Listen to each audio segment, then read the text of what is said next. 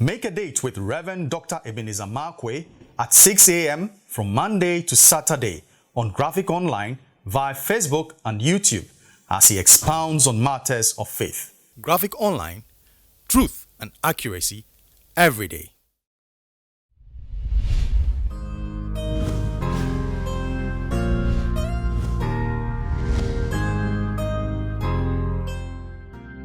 Hello, this is Reverend Dr. Ebenezer Markwei of Living Streams International, bringing you matters of faith with Graphic Online.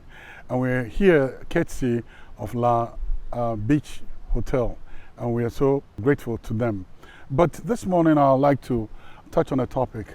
I had a very interesting issue, and I saw two friends, and those friends were at each other's throats, and there was a serious misunderstanding between them.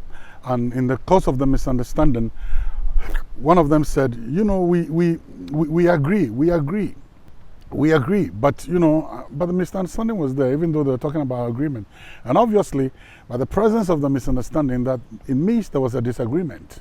So as I began to listen to them, then Amos 3:3 came up to me. And Amos 3:3 said, can two walk together except they be agreed? That is, can two walk together except they be agreed? Now, I realized that their friendship was under threat.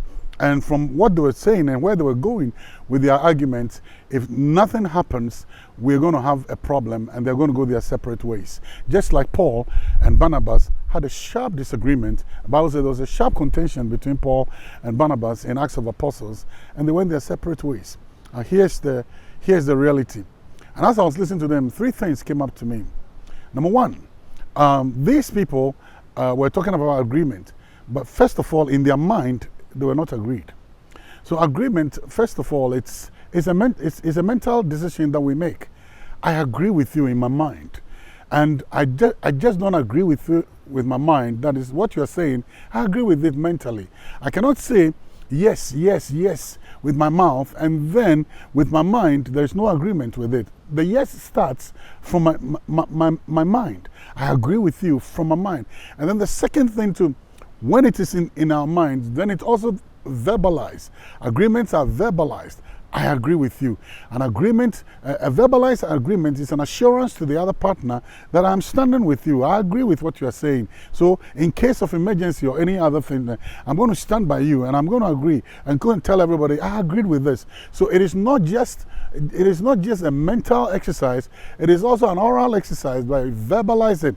I mean, there are people who won't say anything. And when they say, so I agree with you in my mind. But you need to tell me, I need to know that you agree with me with your mouth. There has to be an oral expression of what is in your mind and what is in your heart. Then the third thing, the third phase of agreement is what we do, what we think, what we say, and what we do. Now, you don't tell me that you agree with me mentally and you agree with me by an oral admission that you agree with me, but your activities and your actions will be contrary to what we have agreed upon. That is not agreement. That is sycophancy, or that is hypocrisy. And that brings offense. So here's the picture. Can two work together except they be agreed? So we agreed mentally and we verbalize our agreement, and then our actions would follow our agreement. So you can't tell me you agree with me mentally and you don't express it, and you expect me to be a mind reader, or you expect me to be a magician or a mind reader and read up your mind concerning the agreement. That you have to orally express it, and not just orally express it, you also have to go one more step further by your actions. I said, you see, the Bible says something that summarizes everything. By their fruits you will know them. By their actions, what they do, what you think, what you say, and what you do must always line up with the agreement that you're talking about. So here is the principle. I agree with you. I'll tell you I agree with you. And I'll do things that means that I agree with you.